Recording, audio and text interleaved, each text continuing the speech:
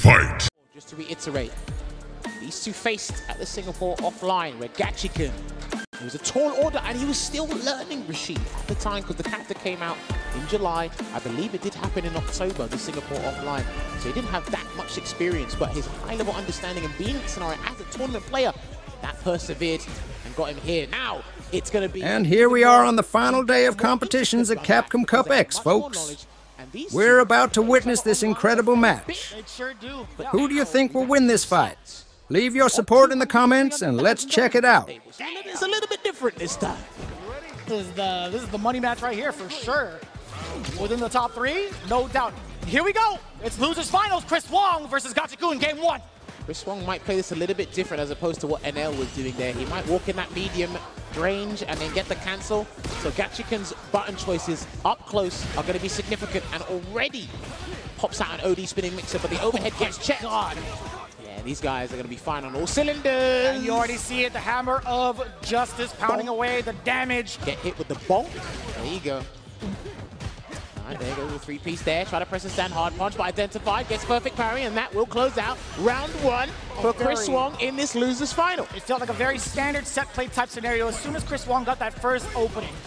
That is for sure. And guess what? That hard knockdown gives him that exact scenario again, but great defense from Gachikun. And you see it, man. He is hammering away with that crouching medium punch, forcing Gachikun to press the button. And guess what? The button does hit, allowing him for the Isar setup, but it's pretty close. He's one of the best people at dealing with the Isar, but let's see. He's going up against the specialist, and he gets opened up with the Eagle Spike. He mitigated the damage, though. That's fine. And he reversals with an uppercut. Gachikun no longer has to take any really big risks considering the life, but man, he still tried to get in with that roundhouse. He's trying to check Chris Wong's approach. That could be the round. It's gotta be. It's already passed. He's already been in the yellow. It's past 50% of the drive gauge. It's time to go to Memphis yet again. There you have it. Game one to Chris Wong. He's definitely got to be careful with his button choices. Up close with the mediums, he's ready. When he moves himself out of range, he wants to stand roundhouse, especially the stand roundhouse, crouching heavy punch and stand heavy punch to whiff. So it could be super scary to play that game with Chris Wong in terms of the footsie battle. No whiff punish there on the stand medium punch. That could have been clipped by anything there. Still waiting and adjusting that spacing. Micro steps are necessary. Slowly building that gauge back from both ends. Chris Wong steadily creeping up. Gachikun, yeah, he sees the crouching medium punch, he's backing away. The suppressor, it clipped whatever counter poke, excuse me, that Gachikun wanted to get out. Flash knuckle, fireball into the upper. Still dealing with it, gets a delayed throw tech there. You thought you can dash? Well, has to run in and take his Oki there. Good block there from Chris Wong. He's got a very firm understanding and confident on how to deal with RASHID's Oki situation, because RASHID has some of the best Oki in the game. So waiting it out there. Yeah, he wants Chris Wong to whiff a button, but he's being patient, slowly walking him down.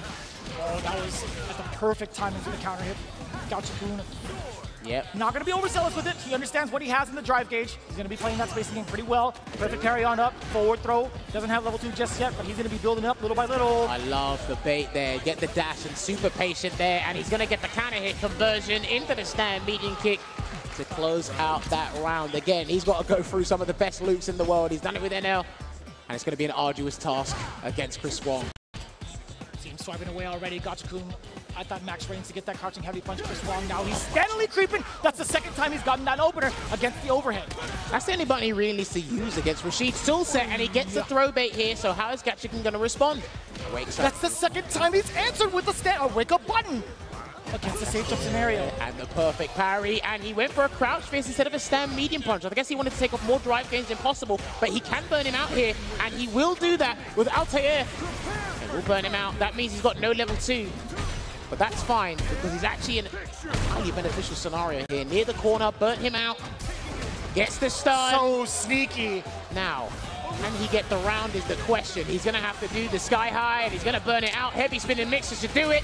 And it's just enough damage towards the tail end of that as well. You know, you're looking at that situation exactly. Chris Wong had 3 bars to his name.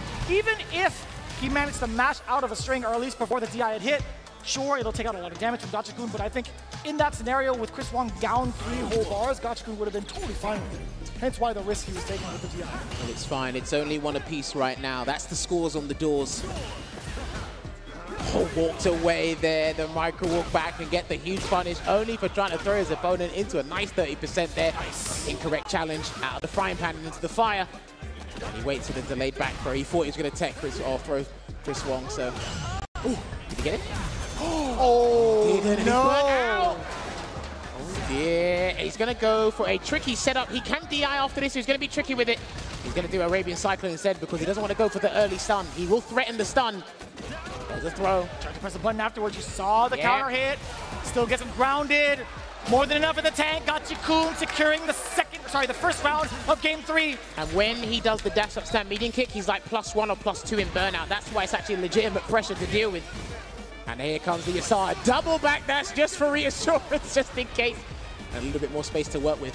I'm so scared to even see anybody try to jump out of there, but the defense, let's see it. Early drive reversal against the enhanced mixer. Well, he forced him to spend his drive gauge because now he's near burnout, so he's going to have to cancel into the level 3. Yes. So, depending on how this round goes, what Gachikun did there to force you to spend your drive gauge, only to make you spend resources or expend them elsewhere, was pretty smart. Still got him low on drive gauge. Perfect parry. The big drop, a very significant drop. Punish counter against the flash knuckle. Gachikun actually in a very, very good space to get this level 2 yet again. Oh, the back dash. He's looking for the knockdown. He didn't spin a mixer. He hesitated, and I think it was a good decision. And a it's second so Yasar. Good Chris lord, Wong. where did he conjure that up from? True block string. He's got all the sand in the world around him. Kick it away. That could have been around if he committed to 2 jabs, Vicious. Oh, no way! No way is enough damage! And it just is Chris Wong surviving for the rest of this game, tying up 1 round apiece, 1 game apiece, and there it is. The magic button. Watch medium punch getting the big punish counter. In the corner you go. Gachikun, what's the answer? Wake up button jet against stand jab. Not intimidated by Chris Wong's presence in the corner. He was staggering it, hoping Chris Wong would block and then try to open him up with something later, but Chris Wong just got hit by them. Tenuous damage, not a problem. Still trying to click that overhead with a crouching medium punch because he doesn't go airborne until later in the animation, so still being persistent with that crouch medium. 1 more medium attack cancel should do the trick. See the stagger. Gachikun backing away. Don't whiff a button, Gachikun. Oh, he literally just did. For who now, Jammers? For whose sake? I bit my tongue because I was about to get sacked on camera. Oh. You know, you're just fine. Good recovery. Good recovery from Chris Wong as well, making it hurt against Gachikun. You had just said it. You are not allowed to whiff a button against the man who has... Hey, everyone. We're very close to reaching the goal of 1,000 subscribers on the channel. If you enjoyed this content, please consider subscribing to the channel and helping me reach this goal. I count on you. Right now, Jammers, I need you to tone it down. Chris Wong up 1 game against Gachikun. See if he starts here again.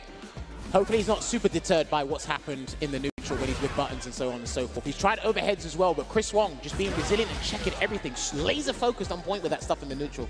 That mid-range game. Jesus. I'm telling you, he has such a great understanding, good confidence and matchup knowledge. Oh, the low forward actually pays out. Still within range. Chris Wong, maybe thought he could advance forward. The overhead meaty enough to get the link off of the sand jab. Yeah. OD rings out. It's been very, very rare from Chris Wong. He denied that momentum changer there for Gachikun. Now they go back full screen. Throw out a couple of whirlwind shots, still trying to get him. And this is what's interesting about Chris Wong. He'll try and walk forward and perfect parry the whirlwind shots instead of jumping, because that's the low risk, and it can actually turn into a high reward in terms of positioning anyway. Still can't whiff a button. Speaking of positioning, Gachikun, he's trying to still keep that space against Chris Wong. Maybe he's looking for a dry rush perhaps, but he's not going to be whiffing any buttons soon. He paid for it in the last game, and you can see the different approach. He's absolutely going to be standing okay up until this point. As long as you're within range, Chris Wong will definitely attempt to check your walk back. And there's a spinning mix-up, but there's no Yasar to cover the tracks, and he's going to take the round. He has to take the round from this Tempest Moon into the RASHID kick. He didn't need to do that, but that was fine. I will take that. I don't know if he could have got the pickup from the medium spinning mixer, but just for reassurance, he spent the bar. Wow. And I'm only talking about that because he's given up Yasar momentarily, but he gets the anti-air, and he flips out. I just heard someone scream in the crowd after that whiff. Jesus. There you go, backs away, gets the back throw here, does Chris Wong, and he'll chase him down. Just by being a perfect parry too into the roundhouse. I didn't even know he had enough time for that. Jeez. Try to perfect parry the overhead. Still trying to get in that range to stop Gachikun from doing anything with a medium attack. Oh, and you saw it, yeah, Gachikun tried to press the button on the way down. Chris Wong letting the ring with the fierce, no stagger. He's walking back and forth. Yeah, he's not fighting. Gachikun is absolutely not fighting. That's the second time, the second instance he's caught Chris Wong trying to walk back and tease. He's got to summon the whirlwind shortly. There he goes. It's going to be here. Isar time. The turbulent winds are coming. Don't go forward. Better seek shelter. Category 5. Block it out. True block string. Good patience there from Chris Wong. And that could be blocked. No, it wasn't. It wasn't. He took the gamble. And we saw the note of approval in the player cam from Gachikun. And he said, all right, I see you. And again, that's not a crazy choice because that propels him to match point. That's going to put him in grand finals. Gachikun's got 1 bar to his name. A little bit closer to that possible win condition. If he can land a proper sequence, he's already got the punish counter. He got to throw. Backdashes again. His defensive choices and knowing what high-level players want to do at specific situations has been phenomenal there. And he dashed it right after that throw tech. Commit to the eagle spike. He's got to do the whirlwinds. He's got to do it. This could put Gachikun over the edge against Chris Wong. Still has a little bit left. He's got to get another one. Yeah, he's just going to let it linger there. It's going to linger for a little bit longer, and he gets hit with the Gatling gun. Whirlwind shot to close the gap. That was the OD version as well, with the projectile priority.